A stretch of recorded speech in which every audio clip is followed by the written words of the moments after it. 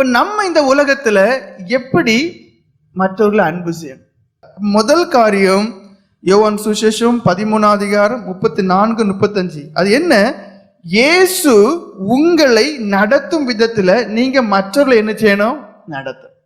இயேசு உங்களை சிநேகிக்கிற விதத்துல நீங்க மற்றவர்களை என்ன செய்யணும்? சிநேகிக்கணும். அன்பு செய்யறது தானே, அது பண்ணிடலாம். அப்படி அல்ல. வாசிங்க. நீங்கள் ஒருவரில் ஒருவர் அன்பாயிருங்கள், நான் உங்களில் அன்பாயிருந்தது போல நீங்களும் ஒருவரில் ஒருவர் அன்பாயிருங்கள் என்கிற புதிதான கட்டளை உங்களுக்கு கொடுக்கிறேன். நீங்கள் ஒருவரில் ஒருவர் அன்புள்ளவர்களாயிருந்தால் அதனால் நீங்கள் என்னுடைய சிஷ்யர்கள் என்று எல்லாரும் அறிந்து கொள்வார்கள் என்றார். பாருங்க, எதற்காக நம்ம அன்பு செய்யணுமா? தேவன் அன்பா இருக்கிறார். அப்ப நாங்கள் கிறிஸ்துவை உடையவர்கள் என்று சொல்லுவீர்களே ஆனால், நாங்கள் கிறிஸ்தவர்கள் என்று நீங்கள் சொல்லுவீர்களே ஆனால் உங்களுக்குள்ள அன்பு இருக்கணும். அதனாலே என்னுடைய சீஷர்கள். சரி, அது இருக்கட்டும். முதல்ல இந்த வசனம் என்ன சொல்லுது? நான் உங்களை சிநேகிக்கிறது போல நீங்க என்ன செய்யணுமா? மற்றவர்களை சிநேகிக்கணுமா.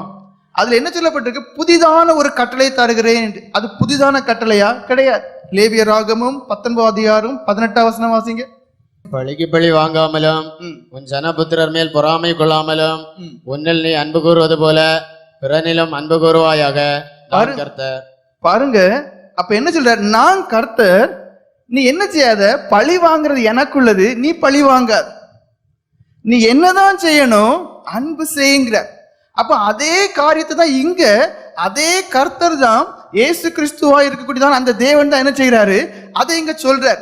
அப்ப எதுல அவர் சொல்றாரு? புதிய கட்டளை. அங்க அன்பு செய்யன்னு சொல்லப்பட்டிருக்கு. அந்த அன்பை எப்படி செய்யணுமா? அவரை போல நாம் இந்த உலகத்துல வாழ்ந்து அன்பு செய்யணுமா. அதான் புதிதான கட்டளை, அதான் புதிதான காரியம். வாசிங்க அந்த வசனத்தை மறுபடியும். நீங்கள் ஒருவரில் ஒருவர் அன்பாயிருங்கள், நான் உங்களில் அன்பாயிருந்தது போல நீங்களும் ஒருவரில் ஒருவர் அன்பாயிருங்கள் என்கிற புதிதான கட்டளை உங்களுக்கு கொடுக்கிறேன். என்ன சொல்றாரு? நான் உங்களை நேசிக்கிறது போல, அன்பு செய்கிறது போல நீங்க ஒருத்தரை ஒருத்தரை நேசிக்கணும். அதுதான் புதிதான கட்டளை. அன்பு செய்யணுங்கிறது ஆதி முதல்ல இருக்கு. ஆனா நீங்க இப்ப புதிய ஏற்பாட்டு காலத்துல இருக்கக்கூடியதான ஆண்டவராக இயேசு கிறிஸ்துவை ஏற்றுக்கொண்டதான ஜனங்களாக நீங்க எப்படி இருக்கணுமா? இல்ல நம்ம எப்படி இருக்கணுமா? அவர் மற்றவர்களை எப்படி சிநேகித்தாரோ அதே போல. கலாத்தியர்கள் நிருபம் 1:4 வாசிங்க. அவர் நம்மை இப்பொழுது இருக்கிற பொல்லாத பிரபஞ்சத்தினின்றே விடுவிக்கும்படி நம்முடைய பிதாவாகிய தேவனுடைய சித்தத்தின்படியே நம்முடைய பாவங்களுக்காக தம்மை தாமே ஒப்பு கொடுத்தார். அப்போ அவர் எப்படி நம்மளை சிநேகிச்சாராம்? தம்மை தாம் கொடுத்து நம்மளை சிநேகிச்சார். எப்படி கொடுத்தாராம்? தம்மை தாமாகவே கொடுத்து நம்மளை சிநேகித்தார். நம்மை விடுவிப்பதற்காக இந்த உலகத்துல தன்னையே ஒப்பு கொடுத்தார். அப்ப உண்மையான அன்புங்கிறது என்ன? ஒரு மனுஷன் தனக்கு முதலிடம் கொடுப்பதல்ல, தன்னுடைய சுய தேவைகளுக்கு முதலிடம் கொடுப்பதல்ல, தன்னுடைய காரியங்களுக்கு முதலிடம் கொடுப்பதல்ல, பிறர் ஒரு மனுஷனுடைய காரியங்களை முன்னிலைப்படுத்தி பிறிதொரு ஒரு மனுஷனுக்காக தன்னையே அர்ப்பணித்து வாழக்கூடியதான் உண்மையான அன்பு. நான் அவ்வாறு செய்தேன், நீங்களும் அவ்வாறே செய்யுங்கள். அப்ப அந்த அன்பு நமக்குள்ள இருக்கா? அதை யோசிக்கணும். தம்மை தாம் கொடுத்து நம்மை நேசித்தார். கலாத்தியர்கள் நிருபம் 2:20 வாசிங்க. கிறிஸ்துவுடனே கூட சிலுவையில் அறையப்பட்டேன், ஆயினும் பிழைத்திருக்கிறேன். இனி நான் அல்ல, கிறிஸ்துவே எனக்குள் பிழைத்திருக்கிறார். நான் இப்பொழுது மாம்சத்தில் பிழைத்திருக்கிறதோ என்னில் அன்பு கூர்ந்து எனக்காக தம்மை தாமே ஒப்பு கொடுத்த தேவனுடைய குமாரனை பற்றும் விசுவாசத்தினாலே பிழைத்திருக்கிறேன்.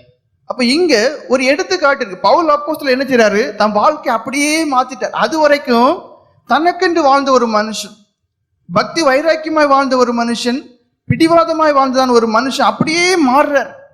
இயேசுங்க என்கிறதான அந்த தேவனை குறித்து அறிகிறார். அவர் தம்மையே கொடுத்தார் என்று அறிகிறார். இவர் என்ன செய்கிறார்? தம்மையே சபைக்காக, சபையாருக்காக, ஜனங்களுக்காக, சுவிசேஷத்திற்காக அப்படியே கொடுக்கிறார். அப்ப இந்த உலகத்துல இனி நான் அல்ல என்கிறதான ஒரு மனநிலை உங்களுக்குள்ள இருக்கணும். நான், அது உங்களுக்குள்ள இருக்கிற வரைக்கும் நீங்க கிறிஸ்தவம் கிடையாது, நீங்க கிறிஸ்தவர்கள் கிடையாது, நீங்க கிறிஸ்தவர்கள் கிடையாது. என்ன சொல்லப்பட்டிருக்கு? நான் கிறிஸ்துவுடனே கூட சிலுவையில் அறையப்பட்டிருக்கிறேன், இனி நான் அல்ல. அப்ப அன்பு செய்ய வேண்டுமே ஆனால் முதல்ல நான்ங்கிறதான பிசாசு, எனக்குங்கிறதான பிசாசு, என்னுடைய என்கிறதான பிசாசை சிலுவையில் அறையக்கூடியவர்களா இருக்க வேண்டும்.